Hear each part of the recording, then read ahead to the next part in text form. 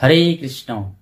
পবিত্রা রোপিণী একাদশী 16ই August শুক্রবার 2024। প্রতিটি একাদশীর নয়, এই একাদশী পালন করতে হবে খুব নিষ্ঠার সঙ্গে। তা একাদশী আমরা ব্রত পালন করি কেন? একাদশী ব্রত পালন করলে সমস্ত পাপ নষ্ট হয়, সমস্ত ফল লাভ হয় এবং শ্রীকৃষ্ণের প্রীতিবিধানের জন্য অবশ্যই নিষ্ঠার সঙ্গে একাদশী পালন করা সবারই কর্তব্য।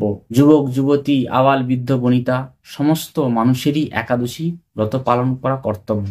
শাস্ত্রে বলা হয়েছে, শ্রী বিষ্ণুর প্রিয়তম এই ব্রত ভক্তিপূর্বক আচরণকারী, কি ব্রাহ্মণ, কি ক্ষত্রিয়, কি শূদ্র, কি বৈশ্য, কি নারী, যে কেউ হোক না কেন মোক্ষ লাভ করে, অর্থাৎ বিষ্ণুপদ লাভ করে।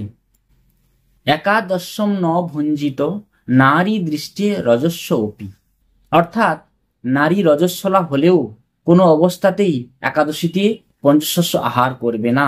ব্রহ্মহত্যা ও সেই সমান যত কিছু পাপ একাদশীর দিনে অন্নের মধ্যে প্রবেশ করে থাকে, তাই একাদশীর দিন অন্ন ভোজনকারী ব্যক্তি সেই সমস্ত পাপে লিপ্ত হয়। শাস্ত্রে বলা হয়েছে, মাতৃহা পিতৃহা চৈব ভাতৃহা গুরুহা তথা একাদশন্তু যো ভুঙ্ক্তে বিষ্ণু লোকচ্যুত ভাবে। যে ব্যক্তি একাদশীর দিনে আহার করে সেই ব্যক্তি মাতৃহত্যা, পিতৃহত্যা, ভাতৃহত্যা, গুরুহত্যা পাপী বলে গণ্য করা হয় এবং বিষ্ণুলোক কখনো সে গমন করতে পারে না। ভগবান শিবজি মাতা পার্বতীকে বলছে, হে দেবী, যারা একাদশীর দিন অন্ন ভোজন করে যমদূতগণ তাদের মুখে গরম লোহার অস্ত্র নিক্ষেপ করে। ভগবান শিবজি বলছেন, তাই জন্য শাস্ত্রে বলা হয়েছে, যে ব্যক্তি একাদশীতে অন্ন ভোজন করে সেই ভোজন গো মাংস ভোজনের সমতুল্য। তিনি ব্রহ্মচারী, গৃহী, বনবাসী, সন্ন্যাসী যেই হোক না কেন, একাদশী দিন অন্ন ভোজন করলে তা গো মাংস ভক্ষণের সমান বলে শাস্ত্রে ব্যাখ্যা করা হয়েছে। ব্রহ্মঘাতী, মদ্যপায়ী, স্বর্ণ অপহরণকারী এবং গুরুদ্বারগামী এই সকল মহাপাতকীর ধর্মশাস্ত্রে প্রায়শ্চিত্তের বিধান আছে, কিন্তু একাদশীতে অন্ন ভোজনকারী ব্যক্তির কোনো প্রায়শ্চিত্তের বিধান শাস্ত্রে নেই। পাপী ব্যক্তি নরকে যায়, এ কথাটা সত্য, কিন্তু যে ব্যক্তি একাদশীতে অন্ন ভোজন করে সে তো নরকে যায়, তার সঙ্গে তার পিতাকেও নিয়ে যায় নরকে। তাহলে ভাবুন, আপনি পাপ করছেন, ঠিক আছে, আপনি শাস্তি ভোগ করবেন, কিন্তু আপনি পাপ করার জন্য আপনার পিতাকেও তার শাস্তি ভোগ করতে হবে। একাদশী কিভাবে পালন করতে হয় আপনারা জানেন, তবু আমি বলে দিচ্ছি। একাদশীর আগের দিন, একাদশীর দিন, একাদশীর পরের দিন আমিষ আহার, দ্রুত ক্রীড়া, সমস্ত নারীপুরুষ সম্পর্ক এবং সকল প্রকার নেশা অবশ্যই বর্জন করবেন। একাদশীর দিন অবশ্যই সম্ভব হলে আপনারা শ্রীমদ্ ভগবদ গীতা, শ্রীমদ্ ভাগবতম এবং চৈতন্য চরিতামৃত সম্ভব হলে অধ্যয়ন করার চেষ্টা করবেন এবং একাদশীর দিন বেশি বেশি করে জপ করার চেষ্টা করবেন। এবং সর্বোপরি একাদশীর দিন আপনারা যে কোনো প্রকারে ভগবান কেন্দ্রিক যুক্ত থাকবেন। একাদশীর দিন আপনারা অবশ্যই পঞ্চশস্য আহার করবেন না। ধান জাতীয়, গম জাতীয়, ভুট্টা জাতীয়, জব জাতীয়, তিল জাতীয়, সরিষা জাতীয়, ডাল জাতীয় এই সমস্ত পঞ্চশস্য আহার করবেন না এবং অপরকেও আপনারা পঞ্চশস্য আহার করাবেন না। এই পঞ্চশস্যের মধ্যে পাপ পুরুষ থাকে, তাই জন্য এই কঠোরভাবে একাদশীর দিন পঞ্চশস্য আহার করা নিষেধ। একাদশী যেমন গুরুত্বপূর্ণ, একাদশীর পালনটি যেমন গুরুত্বপূর্ণ, তাই একাদশীর পরের দিন দ্বাদশীতে 17ই আগস্ট শনিবার আপনারা ভোর 5টা 19 মিনিটের মধ্যে আপনারা পালন করে নেবেন। দ্বাদশী থাকতে পালন করা উত্তম। এখন আমরা শ্রবণ করব পবিত্র রোপিণী একাদশীর গত মহাত্ম্য।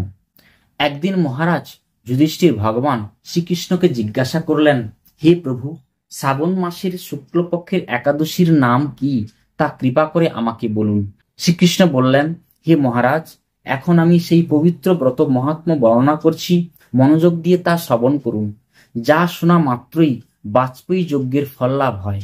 প্রাচীনকালে দাপর যুগের শুরুতেই মহিজিৎ নামে এক বিখ্যাত রাজা ছিলেন।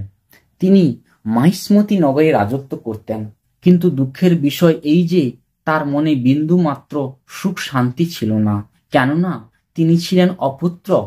পুত্রহীনের ইহলোক পরলোক কোথাও সুখ হয় না। এই রূপ চিন্তা করতে করতে বহুদিন কেটে গেল, কিন্তু তবুও পুত্রমুখ দর্শনে রাজা বঞ্চিতই রইলেন। নিজেকে অত্যন্ত দুর্ভাগা মনে করে রাজা চিন্তাগ্রস্ত হলেন। প্রজাদের সামনে গিয়ে বলতে লাগলেন, হে প্রজাবৃন্দ, তোমরা শোনো, আমি এই জন্মে তো কোনো পাপ কাজ করিনি, অন্যায়ভাবে আমার রাজকোষ বৃদ্ধি করিনি, ব্রাহ্মণ বা দেবতাদের সম্পদও কখনো গ্রহণ করিনি। উপরন্তু প্রজাদেরকে পুত্রের মতো পালন করেছি, ধর্ম অনুযায়ী পৃথিবী শাসন করেছি, দুষ্টদের যথারূপ দণ্ড দিয়েছি, সজ্জন ব্যক্তিদের যথাযোগ্য সম্মান করতেও কখনো অবহেলা করিনি। তাই হে ব্রাহ্মণগণ, এই প্রকার ধর্মপথ অবলম্বন করা সত্ত্বেও কেন আমার পুত্র লাভ হলো না, তা আপনারা কৃপা করে অনুসন্ধান করুন। রাজার এই প্রকার কাতর উক্তি শ্রবণে ব্যথিত রাজভক্ত পুরোহিত ব্রাহ্মণগণ রাজার মঙ্গলের জন্য গভীর বনে ত্রিকালযজ্ঞ মুনি ঋষির কাছে যেতে মনস্থ করলেন। বনের মধ্যে ঋষিদের আশ্রম দেখতে দেখতে তারা এক মুনির সন্ধান পেলেন। তিনি দীর্ঘ আয়ু, নিরোগ, নিরাহারে ঘোর তপস্যায় মগ্ন ছিলেন। সর্বশাস্ত্র বিশারদ, ধর্মতত্ত্বজ্ঞ ও ত্রিকালজ্ঞ সেই মহামুনি লোমশ নামে পরিচিত। ব্রহ্মার এক কল্প অতিবাহিত হলে মুনিবরের গায়ের একটি লোম পরিত্যাগ হতো। এই কারণে সেই মহামুনির নাম লোমশ। তাকে দেখেই সকলেই ধন্য হলেন। তারা পরস্পর বলতে লাগলেন, জি, আমাদের বহু জন্মের সৌভাগ্যের ফলে আজ আমরা এই মুনিবরের সাক্ষাৎ লাভ করলাম। তারপর ঋষিবর তাদের সম্বোধন করে বললেন, কি কারণে আপনারা এখানে এসেছ এবং কেনই বা আমার এত প্রশংসা করছেন তা স্পষ্ট করে বলুন। আপনাদের যাতে মঙ্গল হয় আমি নিশ্চয়ই তার চেষ্টা করব। ব্রাহ্মণেরা বললেন, হে ঋষিবর, আমরা যে উদ্দেশ্যে এখানে এসেছি আপনি তা কৃপা করে শুনুন। এই পৃথিবীতে আপনার মতো শ্রেষ্ঠ ব্যক্তি আর কোথাও নেই। মহিজিৎ নামে এক রাজা নিঃসন্তান হওয়ায় অতি দুঃখে দিন যাপন করছি। আমরা তার প্রজা। তিনি আমাদেরকে পুত্রের মতো পালন করেন, কিন্তু তিনি পুত্রহীন বলেই আমরাও সবাই মর্মাহত। তার দুঃখ দূর করতে আমরা এই বনে প্রবেশ করেছি। হে ব্রাহ্মণ শ্রেষ্ঠ, রাজা যাতে পুত্রের মুখ দর্শন করতে পারেন, কৃপা করে তার কোনো উপায় আমাদের বলুন। তাদের কথা শুনে মুনিবর ধ্যানমগ্ন হলেন। কিছু সময় পরে রাজার পূর্বজন্ম বৃত্তান্ত বলতে লাগলেন। এই রাজা পূর্বজন্ম এক দরিদ্র বৈশ্য ছিলেন। একবার তিনি একটি অন্যায় কার্য করে ফেলেন। ব্যবসা করার জন্য তিনি এক গ্রাম থেকে অন্য গ্রামে যাতায়াত করতেন। একসময় জ্যৈষ্ঠ মাসে শুক্লপক্ষের দশমীর দিনে কোথাও যাওয়ার পথে তিনি অত্যন্ত তৃষ্ণার্ত হয়ে পড়েন। গ্রাম প্রান্তে একটি জলাশয় তিনি দেখতে পান। সেখানে জলপানের জন্য যান।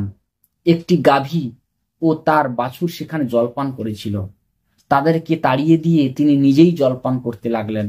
এই পাপকর্মের ফলে তিনি পুত্র সুখে বঞ্চিত হয়েছেন, কিন্তু পূর্বজন্মের কোনো পুণ্যের ফলে তিনি এই রকম নিষ্কণ্টক রাজ্য লাভ করেছেন। হে মুনিবর, শাস্ত্রে আছে যে পুণ্য দ্বারা পাপ ক্ষয় হয়। তাই আপনি এমন কিছু পুণ্যব্রতের উপদেশ করুন যাতে তার প্রারব্ধ পাপ দূর হয় এবং আপনার অনুগ্রহে তিনি পুত্র সন্তান লাভ করতে পারেন। লোমশ মুনি বললেন, শ্রাবণ মাসের শুক্লপক্ষের পবিত্রা রৌপিণী একাদশী ব্রত অভীষ্ট ফল প্রদান করে। আপনারা যথাবিধি তা সকলে পালন করুন। লোমশ মুনির উপদেশ শুনে আনন্দ চিত্তে গৃহে প্রত্যাবর্তন করে তারা রাজাকে সে সকল কথা জানালেন। তারপর সকলে মিলে মুনির নির্দেশ অনুসারে ব্রত পালন করলেন। তাদের সকলের পুণ্যফল রাজাকে প্রদান করলেন।